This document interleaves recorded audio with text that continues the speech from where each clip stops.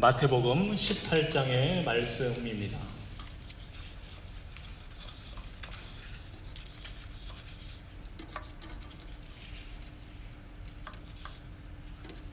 마태복음 18장 21절로 35절까지의 말씀 우리 함께 보겠습니다. 마태복음 18장 21절로 35절 말씀입니다. 그때 베드로가 나와 이르되 주여, 형제가 내게 죄를 범하면 몇 번이나 용서하여 주리이까? 7번까지 하오리이까? 예수께서 이르시되 네게 이르노니 7번뿐 아니라 7번을 70번까지라도 할지니라. 그러므로 천국은 그 종들과 결산하려 하던 어떤 임금과 같으니 결산할 때에 10,000달란트 빚진 자 하나를 데려오매 갚을 것이 없는지라. 주인이 명하여 그 몸과 아내와 자식들과 모든 소유를 다 팔아 갚게 하라 하니 그 종이 엎드려 절하며 이르되 내게 참으소서, 다 갚으리이다 하거늘 그 종의 주인이 불쌍히 여겨 놓아보내며 그 빚을 탕감하여 주었더니 그 종이 나가서 자기에게 100데나리온 빚진 동료 한 사람을 만나 붙들어 목을 잡고 이르되 빚을 갚으라 하매 그 동료가 엎드려 간구하여 이르되 나에게 참아 주소서, 갚으리이다 하되 허락하지 아니하고 이에 가서 그가 빚을 갚도록 옥에 가두거늘 그 동료들이 그것을 보고 몹시 딱하게 여겨 주인에게 가서 그 일을 다 알리니 이에 주인이 그를 불러다가 말하되 악한 종아, 네가 빌기에 내가 네 빚을 전부 탕감하여 주었거늘 내가 너를 불쌍히 여김과 같이 너도 네 동료를 불쌍히 여김이 마땅하지 아니하냐 하고 주인이 노하여 그 빚을 다 갚도록 그를 옥졸들에게 넘기니라. 너희가 각각 마음으로부터 형제를 용서하지 아니하면 나의 하늘 아버지께서도 너희에게 이와 같이 하시리라. 아멘. 한국에서 저희 부모님이 오셔서 같이 예배를 드리고 있습니다. 감사합니다. 또 이렇게 무더운 날씨인데 함께 수요 예배 나와서 하나님께 예배 드릴 수 있어서 참 기쁘고 반갑습니다. 우리가 부른 찬양 중에 마지막 노래가 선한 능력으로, 독일의 본회포 목사님이 2차 대전 때 나치에 저항해서 신앙을 지키며 싸우다가 옥에 갇혔을 때 옥에 갇힌 그 경험을 바탕으로 지은 찬양으로 제가 알고 있습니다. 그 고난, 그 고통, 우리가 살면서 겪는 고난, 고통과는 또 다른 차원의 그 고난과 고통 속에서 하나님의 선한 능력을 의지하는 신앙의 고백입니다. 이 신앙의 고백이 우리들의 고백이 또한 되기를 간절히 소원하며 주님의 이름으로 축원합니다. 우리 성경에는 하나님만이 하시는 일이 있고 우리가 해야 할 일이 있습니다. 그런데 하나님만이 하시는 일 중에 하나는 원수 갚는 것, 보복하는 것이고 우리가 해야 할 일 중에 하나는 용서입니다. 용서는 성도를 가장 성도답게 하는, 정말 성도라면 이래야 된다 하는 그 모습을 보여주는 것이 용서입니다. 원수 갚는 것에 대해서 하나님은 이렇게 말씀하십니다. 레위기 19장 18절 말씀입니다.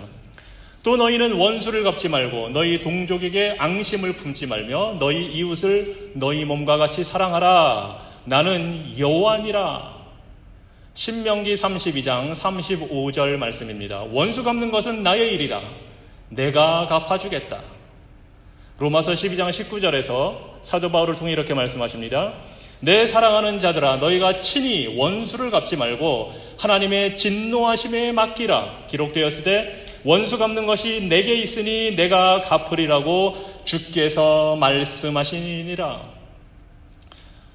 또 한편 용서에 대해서 주님은 이렇게 말씀하십니다. 마태복음 6장 14절로 15절입니다. 너희가 사람의 잘못을 용서하면 너희 하늘 아버지께서도 너희 잘못을 용서하시려니와 너희가 사람의 잘못을 용서하지 아니하면 너희 아버지께서도 너희 잘못을 용서하지 아니하시리라. 에베소서 4장 32절입니다. 서로 친절하게 하며 불쌍히 여기며 서로 용서하기를 하나님이 그리스도 안에서 너희를 용서하심과 같이 하라. 골로새서 3장 13절입니다. 누가 누구에게 불만이 있거든 서로 용납하여 피차 용서하되 주께서 너희를 용서하신 것 같이 너희도 그리하고. 하나님의 말씀은 분명합니다. 원수 갚는 것, 복수하는 것은 하나님이 하십니다. 용서하는 것은 우리가 해야 될 일입니다. 그런데 문제는 우리가 용서하려는 대신에 원수를 갚고 복수를 하려 한다는 것입니다. 우리가 해야 할 일은 하지 않고 하나님만이 하시는 일을 우리가 대신하려 할 때 문제가 생깁니다. 오늘 우리가 읽은 본문 말씀 역시 용서에 대해서 주님이 가르치고 계십니다. 우리 모두는 하나님께 큰 죄의 빚을 지은 자들입니다. 평생을 일해도 갚을 수 없는 1만 달란트 분량, 오늘날의 가치로 계산하자면 6억 달러입니다. 6천억 원에 해당하는 빚, 죄의 빚을 지었습니다.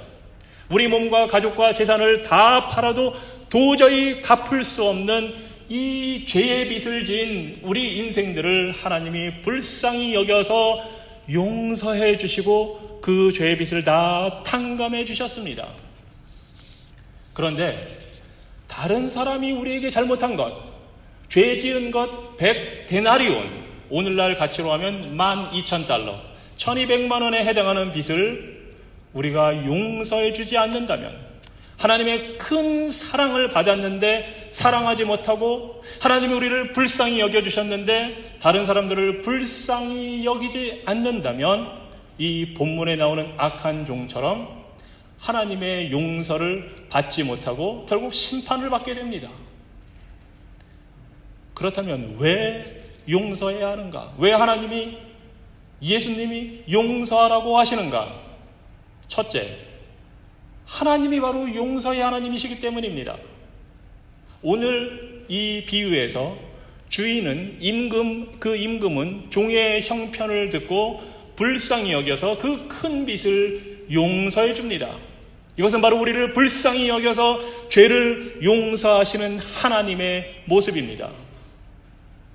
옛적의 이스라엘 백성은 애굽의 노예 생활에서 구원받은 지 50일도 되지 않아서 우상을 만들어 섬기며 하나님을 배신했습니다. 그것도 모세가 하나님의 계명을 받으러 시내산에 올라가 있을 때 밑에서는 황금 송아지를 만들어 섬기고 그들을 향해 절하며 예배하고 있었습니다. 이들을 향해 진노하신 하나님이 그들을 다 전멸시키려 했을 때 모세의 간절한 중보의 그 간구를 듣고 우리 하나님은 용서하십니다. 출애굽기 34장 6절입니다. 여호와께서 그의 앞으로 지나시며 선포하시되 여호와라 여호와라 자비롭고 은혜롭고 노하기를 더디하고 인자와 진실이 많은 하나님이라.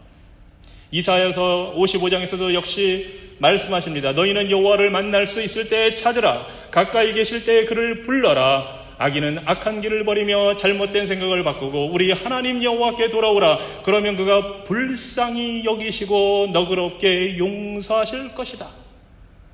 우리 하나님은 용서의 하나님이십니다. 그래서 예수님도 십자가에서 아버지여 저들을 사하여 주옵소서, 자기들이 하는 것을 알지 못하나이다 하고 간구합니다. 유대 종교 지도자들과 로마 군인들이 자신들이 뭘 잘못하는지도 모르고 죄책감도 없이 저지르는 그 죄를 우리 예수님이 용서하셨습니다. 우리가 용서해야 하는 이유 둘째는 우리가 용서할 때 우리가 하나님을 본받는 자, 예수님을 닮는 자가 되기 때문입니다. 에베소서 5장 1절과 2절에서 사도 바울은 그러므로 사랑을 받는 자녀같이 너희는 하나님을 본받는 자가 되고 그리스도께서 너희를 사랑하신 것 같이 너희도 사랑 가운데서 행하라. 그는 우리를 위하여 자신을 버리사 향기로운 제물과 희생 제물로 하나님께 드리셨느니라. 우리를 위해서, 죄인을 위해서 예수님께서 자기 자신을 희생 제물로 드렸다는 겁니다. 바로 이 말씀을 하면서 바로 앞장 4장 32절에서 서로 친절하게 하며 불쌍히 여기며 서로 용서하기를 하나님이 그리스도 안에서 너희를 용서하심과 같이 하라 말씀하십니다. 우리가 사랑으로 용서할 때 우리는 예수님을 닮게 되고 하나님을 본받는 자가 되는 것입니다. 구원받은 하나님의 자녀로서 산다는 것은 바로 하나님 아버지가 우리를 사랑해 용서하신 것처럼 우리도 서로를 사랑으로 용서하는 것입니다. 그 대상이 성도이든지 불신자이든지 관계없습니다. 왜냐하면 하나님은 선인과 악인에게 비와 해를 똑같이 내려주시는 분이며 죄인이 멸망당하는 것을 원치 않으시고 회개하여 돌이키기를 바라시는 은혜의 자비의 하나님이시기 때문입니다. 또한 누가 먼저 잘못을 시작했는지, 잘못한 사람이 나에게 사과하고 용서를 구했는지와 관계가 없습니다. 우리 모두는 하나님께 잘못했고 그렇다고 우리가 그 잘못한 것을 가지고 하나님께 나가서 용서를 구하지도 않았습니다. 오히려 우리는 죄와 마귀의 자녀로서 하나님과 원수지간이었지만 그런 우리를 하나님이 택해서 찾아 불러주시고 기꺼이 용서해 주시고 당신의 자녀를 삼아 주셨습니다. 하지만 우리 죄악된 인간의 본성은 우리가 당한 대로 갚아주고자 합니다. 그래서 많은 나라와 민족 사이에, 부족과 가족 사이에 이 본성을 따라서 원수 갚는 것을 심지어 명예롭게 생각하고 가문 대대로, 부족 대대로, 나라 대대로 원수로 지내기도 합니다. 지금도 중동의 여러 부족들은 당한 대로 갚아주는 것이 의무이고 가문과 가족의 명예를 지키는 것이라고 생각합니다. 심지어 구약 성경의 요나 선지자 시절에 이스라엘에게는 당시 아수르 제국이 가장 큰 원수였습니다. 그래서 요나는 아수르의 수도 니느웨에 가서 회개할 것을 외치라는 이 하나님의 명령에 불순종해 도망을 갔습니다. 어떻게 자기 나라를 위협하는 적국을 유익하게 할 수 있는지 요나는 이해할 수 없었습니다. 하나님의 말씀을 받았지만 할 수가 없었습니다. 때로 우리 한국인 역시 이 요나처럼 다른 민족과 나라에 대해서 나쁜 감정을 갖고 있습니다. 역사적으로 침략당하고 어려움 당해서 특히 일본, 아마 일본 많이 욕하셨을 겁니다. 중국. 물론 이 세상에서도 잘못하고 죄를 지은 것은 그 사람과 사회와 국가는 법적으로 사회적으로 책임을 져야 합니다. 하지만 공적으로 사법적으로 정의를 실현하는 것과 사적인 복수는 구별되어야 합니다. 그리고 법에 따라 잘못에 대한 대가를 치르게 하더라도 개인적으로는 용서해야 합니다. 심지어 죄짓고 잘못된 사람이 이 세상에서는 돈과 권력으로 법적인 처벌을 피하기도 하고 오히려 그 모든 법을 피해서 잘 먹고 잘 살 수도 있습니다. 그렇게 따지면 제일 이해 안 되는 사람들이 독재자들입니다.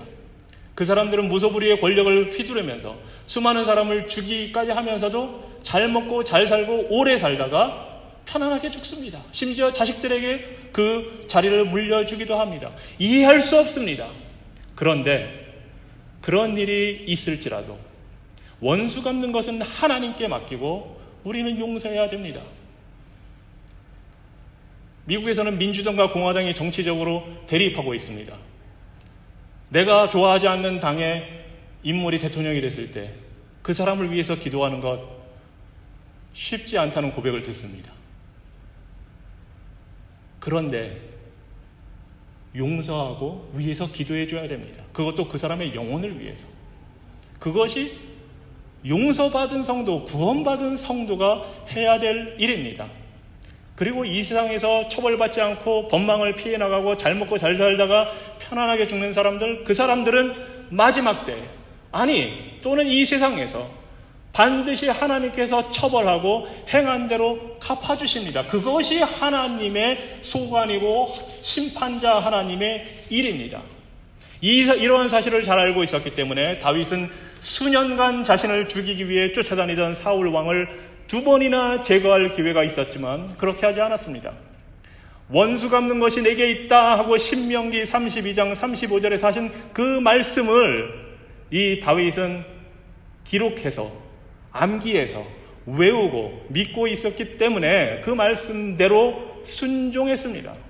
마찬가지로 사도행전 7장에 보면 스데반이 돌에 맞아 죽는 장면이 나옵니다. 그는 죽어가면서 이렇게 기도합니다. 주여, 이 죄를 저들에게 돌리지 마옵소서. 예수님이 하신 기도를 똑같이 순교의 현장에서 하고 있는 겁니다. 믿음과 성령이 충만한 스데반이 집사로서 한 일은 바로 예수 그리스도의 복음을 전하다가 순교를 당하면서 자신을 죽이는 사람들을 용서한 것입니다. 코리 텐붐 여사라고 있습니다. 2차 대전 당시 네덜란드에서 독일의 나치로부터 유대인을 숨겨주다가 잡혀서 악명 높은 수용소에 끌려가 살다가 그곳에서 아버지와 언니를 잃고 혼자만 간신히 살아남았습니다. 전쟁이 끝난 후에 해방이 되어서 여러 곳을 다니면서 간증을 하던 중에 수용소에서 자신과 자신의 언니를 악랄하게 괴롭히던 독일 간수를 만났습니다. 그 간수가 그 간증 현장에 찾아와서 눈물을 흘리면서 자신을 용서해달라고 손을 내밉니다. 코리 텐붐 여사의 책과 영화를 보면 갈등하는 장면이 나옵니다. 어떻게 자신을 그렇게 괴롭히고 자신의 언니가 그 때문에 심각한 병에 걸려서 죽게 됐는데 그런 사람은 어떻게 쉽게 용서할 수 있겠습니까? 그런데 코리 텐붐 여사는 자신의 힘으로가 아니라 자신을 용서하신 예수님을 믿음으로, 이게 쉬운 일이기 때문이 아니라 예수님 때문에 용서를 했습니다. 우리가 잘 아는 손양원 목사님은 일제시대 때 신사참배를 반대하다가 옥살이를 하고 해방 후에 여수에 있는 애양원에서 한센병, 나병 환자들을 돌보던 중에 1948년에 여순반란 사건이 일어났을 때 두 아들 동인과 동신을 공산당원의 총에 잃었습니다. 예수 믿는다고 미국으로 유학 갈 계획을 하고 있었는데 미국으로 유학 간다고 쏴 죽였습니다. 그 공산당원이 결국은 잡혀서 사형을 받게 되었습니다. 그때 이 손양원 목사님은 자신의 아들을 죽인 이 공산당원 안재선을 위해서 쫓아다니면서 구명활동을 했습니다. 결국 그를 살려내서 자신의 아들로 입양을 하고 그 훌륭한 일을 한 후에 6.25 전쟁 때 공산당에 의해서 총살을 당했습니다. 용서의 결과, 용서의 대가가 화려하지만은 않습니다.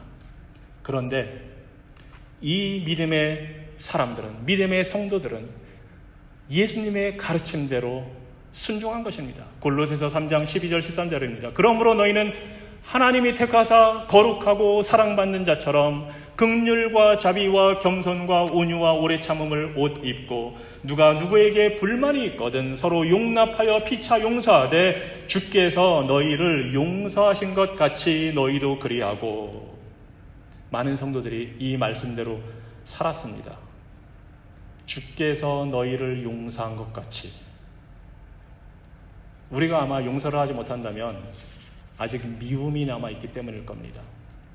이해할 수 없는 억울한 상황, 누군가를 향한 미움. 그런데 이 미움의 마음을 품고 있는 한 우리는 단지 용서하지 못하고 있는 죄, 용서하라는 말씀에 불순종하는 죄뿐만 아니라 살인하지 말라는 계명을 범하고 있는 겁니다. 마태복음 5장 21절 22절입니다. 옛사람에게, 주님의 말씀입니다. 옛사람에게 말한 바 살인하지 말라. 누구든지 살인하면 심판을 받게 되리라 하였다는 것을 너희가 들었으나 나는 너희에게 이르노니 형제에게 노하는 자마다 심판을 받게 되고 형제를 대하여 나가라 하는 자는 공회에 잡혀가게 되고 미련한 놈이라 하는 자는 지옥불에 들어가게 되리라. 요한일서 3장 15절입니다. 그 형제를 미워하는 자마다 살인하는 자마다 영생이 그 속에 거하지 아니하는 것을 너희가 아는 바라. 우리가 용서해야 하는 이유 세 번째는 하나님이 우리 죄의 가장 큰 피해자이기 때문입니다. 우리가 잘못하고 죄를 지을 때 이 모든 죄와 잘못은 다 하나님을 향한 것이고 하나님께 대한 범죄입니다. 따라서 누군가 우리에게 잘못하고 죄를 지어서 우리가 피해를 보고 있다면 하나님은 그 죄와 잘못으로 인해 당신이 세운 그 정의가 무너지는 더 큰 피해를 지금 당하고 겪고 있는 겁니다. 다윗은 밧세바와 간음을 하고 그 사실을 숨기기 위해서 밧세바의 남편 우리아를 죽게 한 살인죄를 저지른 후에 회개하면서 이렇게 고백합니다. 시편 51편 4절입니다. 내가 주께만 범죄하여 주의 목전에 악을 행하였사오니 주께서 말씀하실 때에 의로우시다 하고 주께서 심판하실 때에 순전하시다 하리이다. 내가 주께만 범죄했다고 합니다. 이것은 다윗이 밧세바와 우리아에게 잘못한 것이 없다고 말하는 게 아닙니다. 그들에게 지은 죄가 바로 하나님께 지은 죄이고 자신의 잘못으로 인해 하나님의 정의와 거룩하심이 침해당했음을 지금 고백하고 있는 겁니다. 다윗의 죄로 인해서 가장 크게 상처받고 고통당한 분은 바로 하나님이십니다.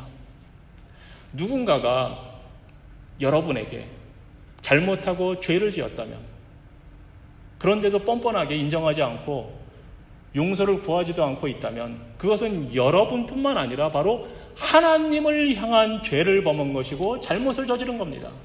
그런데 가장 크게 피해를 보고 침해를 당하신 우리 하나님이 다윗을 용서해 주셨고 우리를 용서해 주셨고 죄인들을 용서해 주셨습니다. 그래서 우리가 용서해야 하는 겁니다. 이렇게 우리가 하나님께 용서를 받았기 때문에 우리가 서로를 향해 용서해야 하는 것입니다. 이것이 네 번째 이유입니다. 오늘 본문의 비유를 보면 우리 죄는 하나님께 갚을 수 없을 만큼 큰 것입니다. 1만 달란트, 6억 달러 갚을 수 없습니다. 그런데 사람 서로 간의 죄는 그만큼 크지 않습니다. 12,000달러 크다면 큰 돈이지만 평생 일하면 갚을 수 있는 돈입니다. 그러니 우리가 갚을 수 없는 죄를 용서받았으니 서로를 향해서는 충분히 용서할 수 있다는 것입니다. 우리 죄는 아무리 작은 것이라도 영원한 지옥 형벌을 받아 마땅한 큰 죄이지만 하나님은 우리를 너그럽게 용서하셨습니다. 우리가 갚을 수 없기에 죄 없는 당신의 하나뿐인 아들을 죽여서 죄값을 대신 치루어 주셨습니다. 우리는 여전히 계속해서 잘못하고 범죄하지만 하나님은 예수님 안에서 계속해서 우리를 용서하고 계십니다. 그래서 우리에게 서로 간의 잘못과 죄를 용서하라고 하십니다. 그것도 7번만 할 것이 아니라 7번씩 70번이라도 용서하라고 하십니다. 다시 말해 계속해서 용서하라는 것입니다. 우리가 용서하지 않는 것은 이 비유에 나오는 악한 종처럼 도저히 갚을 수 없는 큰 빚을 용서받고도 나가자마자 자신에게 빚진 동료의 목을 잡고 흔들어대면서 당장 빚을 갚으라고 하는 것과 마찬가지입니다. 자신은 주인에게 참아주소서 다 갚겠습니다 애걸복걸해서 불쌍히 여김을 받고 용서를 받고서는 밖에 나가서는 자신에게 똑같이 말하는 동료를 향해서 참아달라고 다 갚겠다고 하는 그 동료를 향해서는 불쌍히 여기지도 않고 용서하지 않는 것과 마찬가지의 모습입니다. 우리가 용서하지 않는다면 또한 용서하지 않으면 하나님의 심판을 받게 됩니다. 이것이 5번째 이유입니다. 오늘 본문 31절에서 그 동료들이 그것을 보고 몹시 딱하게 여겨 주인에게 가서 그 일을 다 알렸다고 합니다. 용서하지 않는 악한 모습은 성도들 간의 교제를 방해합니다. 스스로를 고립시키고 기피 대상이 되게 합니다. 용서하지 않는 모습을 보면 다른 사람들이 오히려 하나님께 호소를 합니다.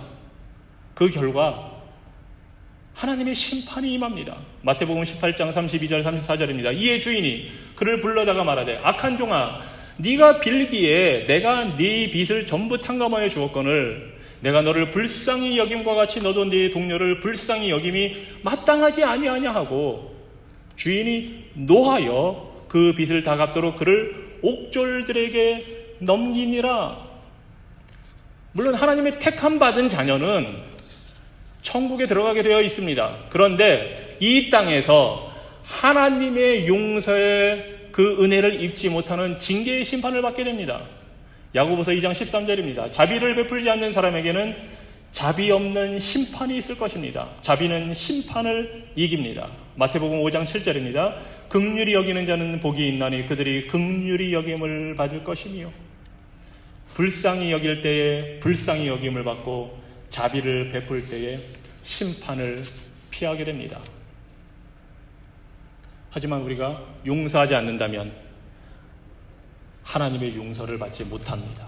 이것이 6번째 이유입니다. 오늘 본문 35절 말씀입니다. 너희가 각각 마음으로부터 형제를 용서하지 아니하면 나의 하늘 아버지께서도 너희에게 이와 같이 하시리라. 우리가 용서하지 않으면 하나님도 용서하지 않겠다는 겁니다. 우리 예수님도 주기도문에서 이렇게 가르쳐 주셨습니다. 우리가 우리에게 죄 지은 자를 사하여 준 것 같이 우리의 죄를 사하여 주옵시고. 그리고 마태복음 그 6장 14절과 15절에서 또 이렇게 말씀하십니다. 그 주기도문을 가르쳐 주신 다음에 예수님이 너희가 사람의 잘못을 용서하면 너희 하늘 아버지께서도 너희 잘못을 용서하시려니와 너희가 사람의 잘못을 용서하지 아니하면 너희 아버지께서도 너희 잘못을 용서하지 아니하시리라. 이것은 우리가 용서를 먼저 해야만 하나님께서 우리를 용서해 주실 거라는 조건적인 내용의 기도가 아닙니다. 오히려 하나님의 용서를, 그 용서의 사랑을 받은 자라면 마땅히 그 용서의 사랑을 베풀게 되어 있으니 그렇게 하라는 가르침입니다. 하지만 우리가 용서하지 않는다면 이것은 이 말씀에 대한 불순종이고 우리가 회개함으로 마땅히 받을 용서의 은혜와 사랑을 받지 못하게 됩니다. 즉 하나님 아버지와의 관계 안에 있으면서도 그 아버지의 사랑을 알지 못하는 불행한 삶을 살게 된다는 겁니다. 예수님은 주기도문에 6가지의 간구의 내용이 나오는데 그 다른 것에 대해서는, 다른 간구에 대해서는 더 이상 언급하지 않으셨지만 제가 지금 말씀드린 대로 용서라는 것에 대해서는 다시 한번 이렇게 14절과 15절에서 강조해서 언급하십니다. 이것은 우리가 사람들을 용서하지 않고 화해하지 않으면 하나님과의 관계가 단절되어서 예배를 하나님이 받지 않기 때문입니다. 이것이 7번째 이유입니다. 마태복음 5장 23절과 24절입니다. 그러므로 예물을 제단에 드리려다가 거기서 네 형제에게 원망 들을 만한 일이 있는 것이 생각나거든 예물을 제단 앞에 두고 먼저 가서 형제와 화목하고 그 후에 와서 예물을 드려라.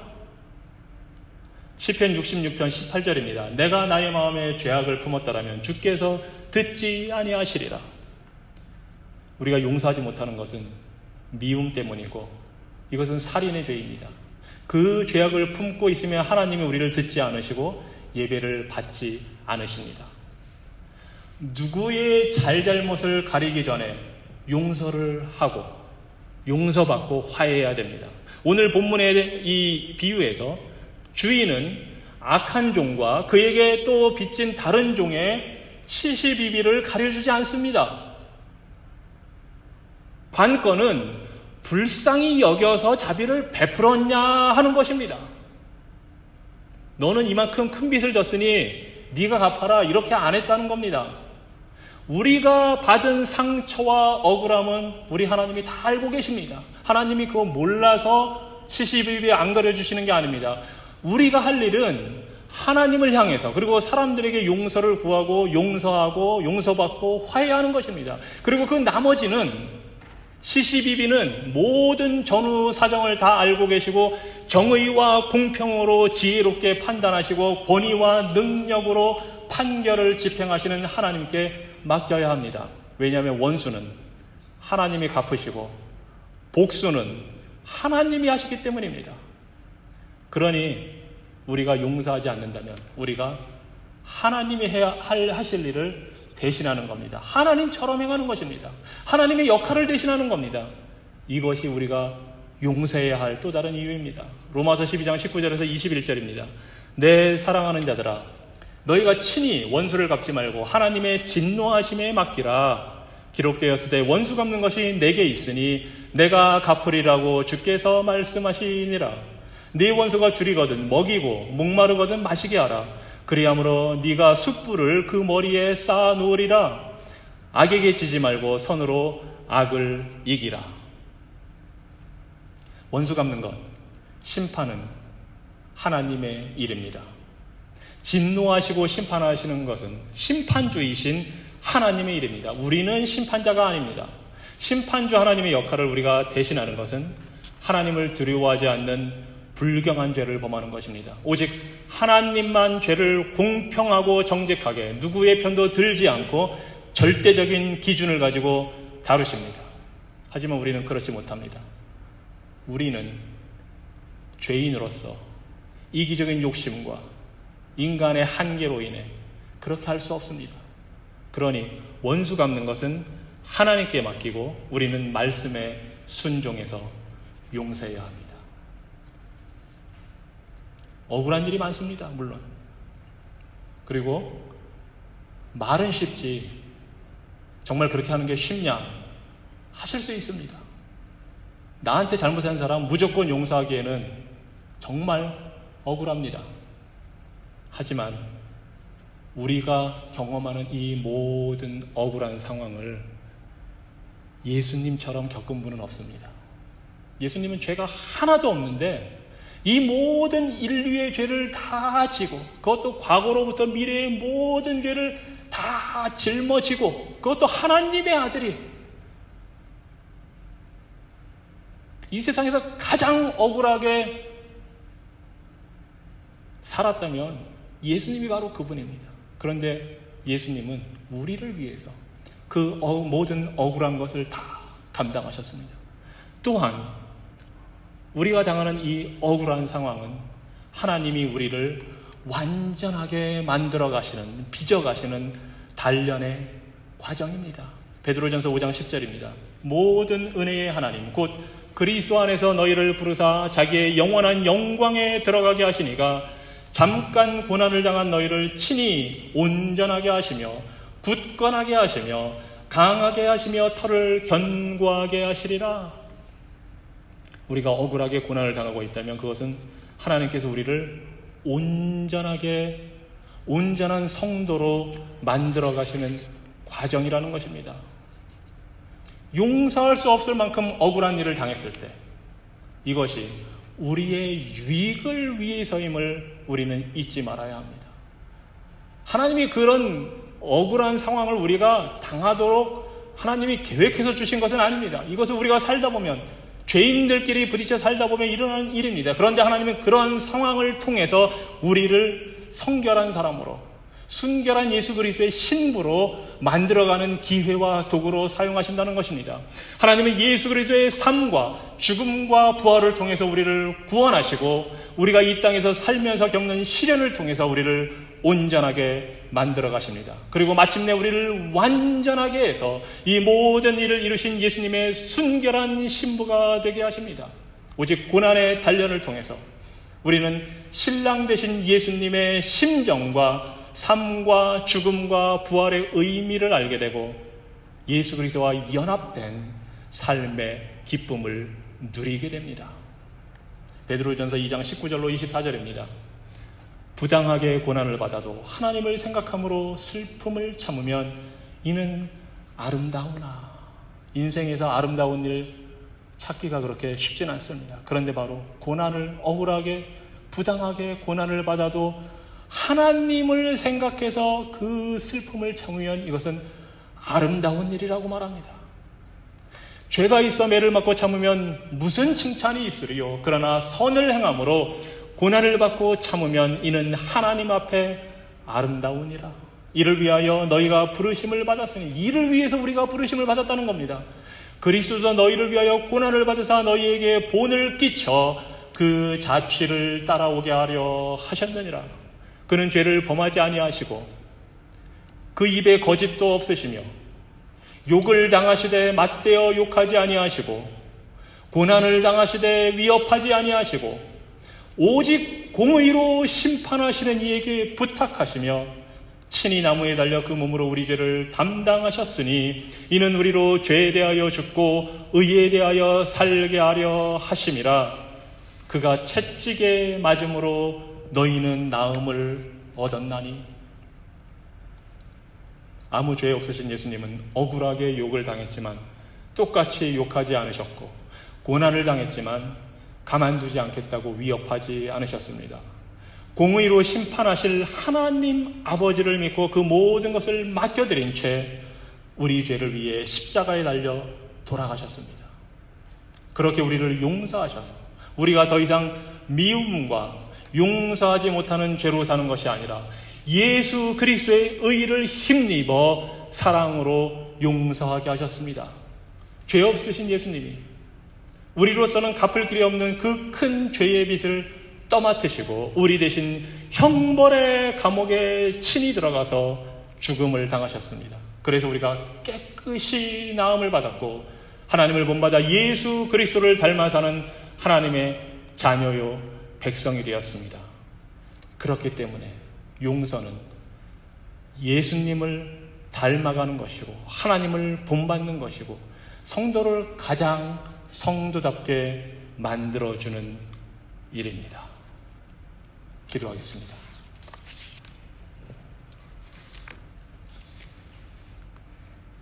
자비의 하나님, 우리를 용서해 주셔서 감사합니다. 우리의 큰 죄의 빚을 우리를 불쌍히 여기사 탕감하여 주시고 독생자 예수 그리스도의 십자가 희생을 통해 우리를 자녀 삼아 주시고 뿐만 아니라 용서할 수 있는 자녀 되게 해주셔서 감사합니다. 우리가 용서하지 못하는 것을 고백하며 회개합니다. 용서하고 용서받으며 화해하기 원합니다. 우리를 불쌍히 여기시고 도우셔서 하나님의 자녀답게 백성답게 성도답게 살게 하여 주시옵소서. 주기도문을 가르치신 그 주님의 말씀을 따라 우리가 기도할 때에 들으시고 응답하여 주시고 주의 뜻을 우리 안에 이루어 주시옵소서. 이 시간 우리 다 같이 주기도문으로 기도하겠습니다. 하늘에 계신 우리 아버지여, 이름이 거룩히 여김을 받으시며 나라가 임하시며 뜻이 하늘에서 이룬 것 같이 땅에서도 이루어지이다. 오늘 우리에게 일용할 양식을 주시고 우리가 우리에게 죄 지은 자를 사하여 준 것 같이 우리 죄를 사하여 주시고 우리를 시험에 들게 하지 마시고 다만 악에서 구하옵소서. 대개 나라와 권세와 영광이 아버지께 영원히 있사옵나이다. 아멘.